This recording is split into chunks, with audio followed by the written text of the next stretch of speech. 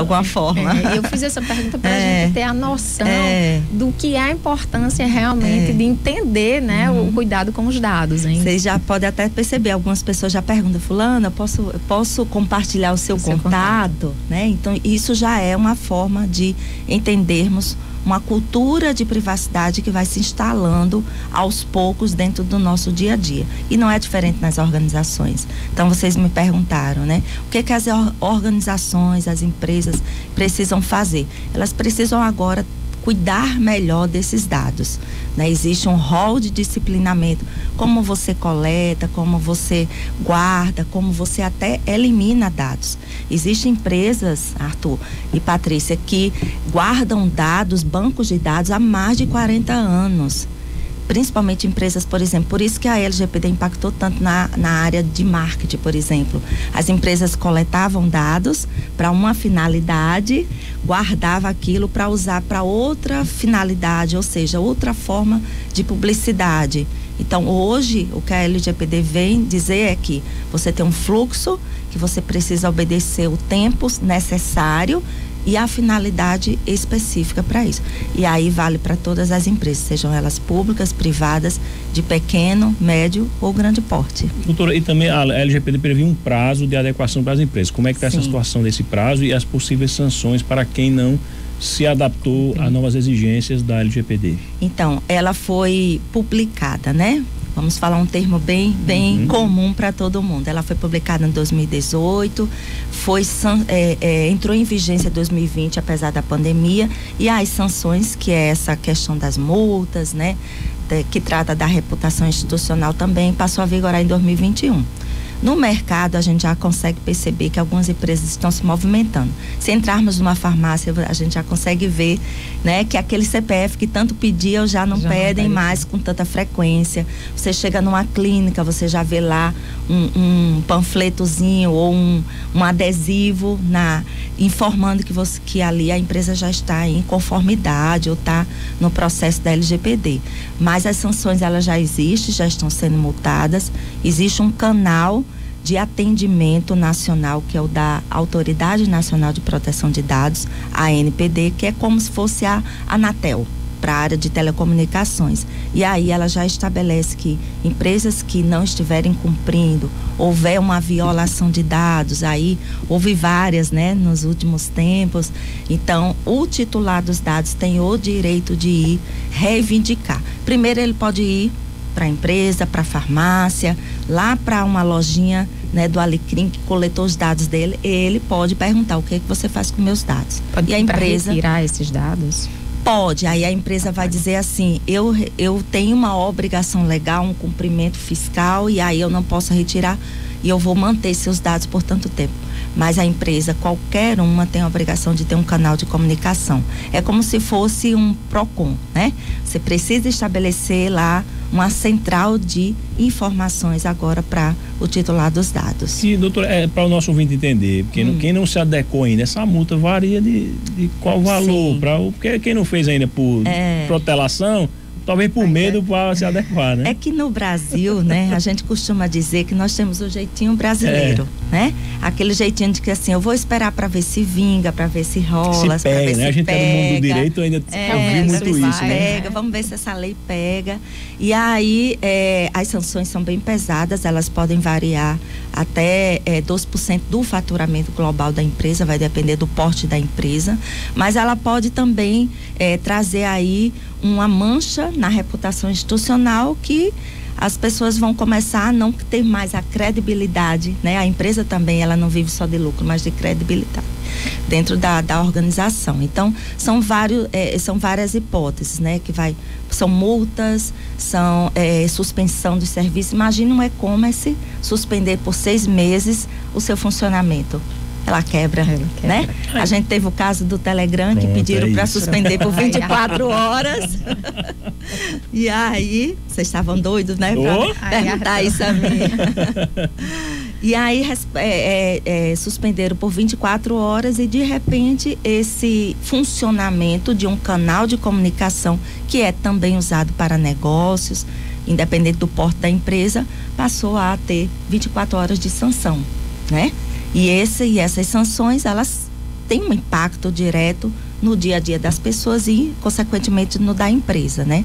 Se perde também dinheiro quando você tem uma interrupção dos seus serviços. Então, as sanções, elas vêm nessa esteira, né? Não só de multa pecuniária, mas também de, vamos dizer, de cumprimento dessa obrigação legal. E eu acho que ela tem uma esteira por trás de uma questão mais ética, da gente poder disciplinar melhor também o mercado, né? O mercado de dados é um mercado que também nos traz uma obscuridade, podemos dizer assim, né? Quem já não ouviu falar do Deep Web ou da Dark Web, né? É exatamente o mercado negro dos dados. Então, se a gente também não disciplina isso no dia a dia, a gente vai chegar a ter, daqui a 50 anos, nossos dados ainda sendo, né, manipulados e vendidos no mercado negro, por exemplo. Por isso que a gente tem hoje visto muito no mundo cyberataques com a finalidade de sequestrar dados, né? Total. Cobrar resgate. A gente teve, não foi um cyberataque, mas seria um prejuízo também. A loja virtual das Americanas ficou um tempão fora do ar e a empresa perdeu uma quantidade absurda de dinheiro, porque também ficou. Então, trazendo esse assunto para a história do Telegram, que foi suspenso por ordem do ministro Alexandre Moraes, ele trouxe como fundamento um dispositivo do Marco Civil da Internet, que trata ali sobre segurança de dados. Então, dá para fazer uma conexão. Qual a avaliação que a senhora faz como especialista da área dessa decisão, do ponto de vista jurídico, e os impactos disso para outros aplicativos no Brasil? Está pendente uma discussão sobre a constitucionalidade desse dispositivo do Marco Civil. Então, até definir pelo Supremo, a gente vai ter um campo aí de nebulosidade e incerteza. Mas qual a avaliação que a senhora faz sobre essa interferência do judiciário com base numa legislação muito nova no campo mais novo ainda, que é o da internet? Então, alguns dizem que quem está na fila do próximo é o TikTok, né? Só para descontrair. Mas, enfim, existe o comentário, né, majoritário é que houve uma arbitrariedade por parte do ministro.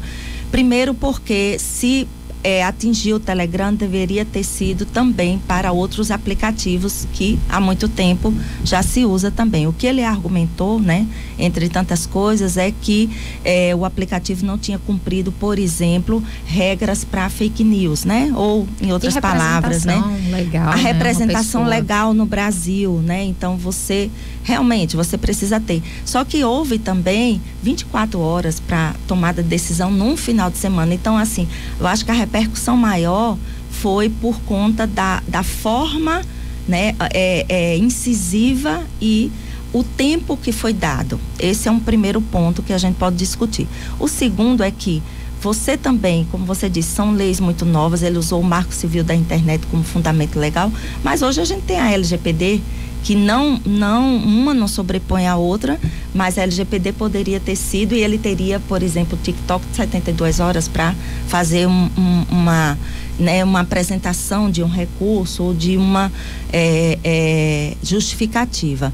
Tanto é que eles fizeram, né, em público, isso é até visto pela LGPD como boas práticas. Você é acometido de uma decisão judicial ou uma violação de dados, e como você atinge milhões de usuários, você vai em público e fazer uma retratação. Então, isso o Telegram fez.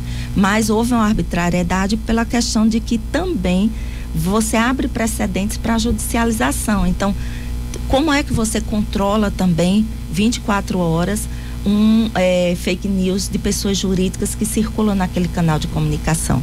Existe sim meios de você fazer um controle tecnológico, de rastreabilidade, mas em suma você não consegue fazer isso em 24 horas, né? Como foi feita a decisão.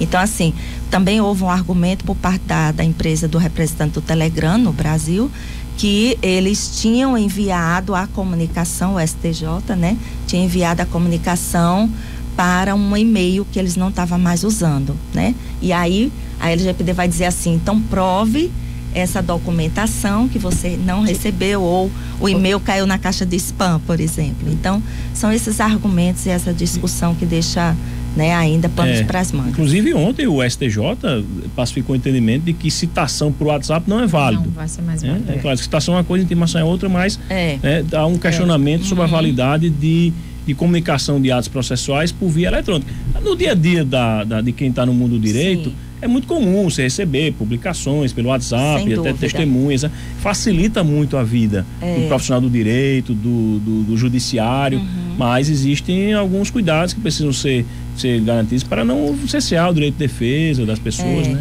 É porque assim, quando você usa, por exemplo, falando aí do WhatsApp, quando você usa um canal de comunicação aberto, que é o caso, você não tem o controle, né? O que a lei traz é que você precisa manter minimamente uma rastreabilidade e um controle.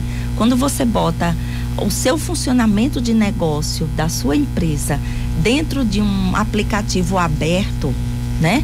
Que por mais que ele tenha e diga que tem criptografia de ponta a ponta, que tenha recursos, você não tem poder sobre aquelas informações, inclusive documentos oficiais, dentro de um canal, né? Então, por exemplo, algumas empresas já estão recorrendo a ter seus próprios aplicativos, né? Algumas empresas, inclusive poder público, exemplo, a própria Poder Judiciário, a Defensoria Pública, né? Que circula dados extremamente sensíveis. Se você bota uma pessoa vulnerável com aqueles documentos, ela é uma pessoa que está exposta à sua vulnerabilidade de várias formas.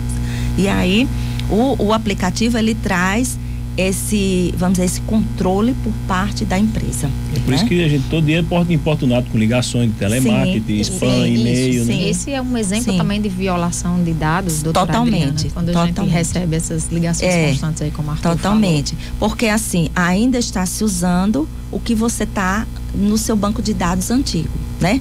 A gente sabe que a conduta humana, ela vai sempre permear positiva ou negativa, né? A gente sempre vai saber que vão ter venda de bancos de dados, de aposentados, por exemplo, né?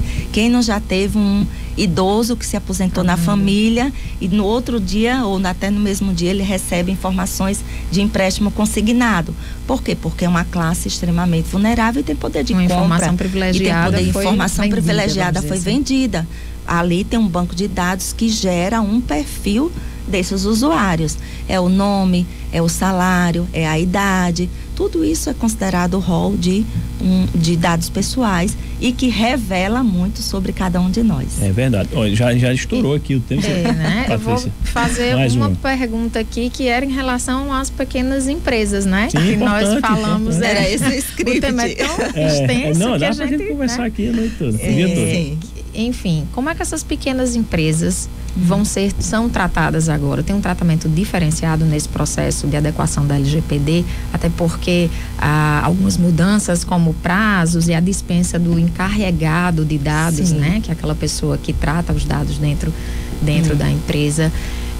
Pode ser oneroso para pequenas empresas ter esse profissional. Como é que então ela se encaixa agora? Quais essas mudanças que chegaram, essa norma, né, que foi fruto de uma parceria entre o SEBRAE e outras entidades para que elas se adequassem à legislação? Em janeiro, né? Eu acho que 12 de janeiro foi publicada a resolução da Autoridade Nacional para pequenas e empresas de pequeno portes, né? E assim, ela não tira a obrigatoriedade dessas empresas, por exemplo, empresas de sociedade economia mista, empresas pequenas, até o microempreendedor individual. Por exemplo, um contador, um advogado, né, que a Arthur falou, são pequenas empresas ou pequenos empresários que tratam dados dos seus clientes. Então, isso não tira a obrigatoriedade dele ter, por exemplo, uma política de segurança simplificada, dele tratar os dados de maneira que ele saiba onde ele está guardando, né? Como é que ele vai descartar esses dados. Ele não pode compartilhar para todo mundo, mas ele vai precisar demonstrar minimamente que ele faz um tratamento adequado desses dados. Esse é o primeiro ponto. A questão da dispensa do encarregado de dados existe sim hoje, até mesmo pela classificação brasileira de ocupação, agora o profissional de privacidade de dados, de proteção de dados pessoais. Então, assim, ele não vai ter a obrigatoriedade de contratar esse profissional como se fosse um advogado ou um contador para a empresa, mas ele vai garantir que se houver, por exemplo, uma violação de dados, um ataque cibernético lá no computador dele, ou houver algum tipo de incidente de segurança, ele vai precisar sim ter o mínimo de documentos que comprovem que ele faz uma guarda, uma coleta adequada e, por exemplo, uma eliminação no tempo necessário. Imagine um contador que vai pegar aí, ele tem 100 clientes, mesmo ele sendo um MEI, ele tem 100 clientes, ele passa 10 anos com essa documentação. Dados muito sensíveis. Muito sensíveis. Ali você tem dados dos dependentes, né? Que são dados sensíveis. Você tem dados de renda, de quanto ele ganha. Então, tem coisa mais sensível do que o nosso imposto de renda, né? Que chamamos aí nesse prazo. Essa saúde financeira. Essa saúde financeira. Então, existe isso. Agora, a lei também não tira a obrigatoriedade se caso a empresa for de pequeno porte, considerada pequeno porte, mas ela trata dados ou de grande risco, como são dados sensíveis, né? Por exemplo, dados que coletem grupo sanguíneo, coleta biometria, por exemplo, uma academia, né? Se ela optar por coleta de biometria, ela vai necessariamente ter uma coleta de dados em alta escalabilidade ou de risco. Então, isso a lei traz que aí sim você vai ter a obrigatoriedade de ter um carregado. Então, assim, a lei ela não vai nunca olhar para empresas de pequeno porte, médio ou grande porte pelo número de funcionários, por exemplo. Ela vai sempre olhar pela complexidade e pelo volume dos dados que ela coleta. Muito bom esse esclarecimento, muito importante. Tem muitas informações, né? Tem. Então, na verdade, mas deixa já para a gente marcar. Mas, doutora Adriana Carla Oliveira, muito obrigado pela sua entrevista, foi muito esclarecedora. O tema é riquíssimo e fascinante. A gente agradece a sua presença e sempre com as portas abertas para novos bate-papos aqui no Jornal da Manhã. Muito obrigado. Muito obrigada também. Obrigada, doutora Adriana. Vamos deixar aqui uma agenda futura, não é, Arthur? Obrigada, Arthur. Isso obrigada, aí. Fernandinha. Obrigada aos nossos ouvintes aí pela audiência. Até o momento e até amanhã. É isso aí. O Jornal da Manhã vai ficando por aqui.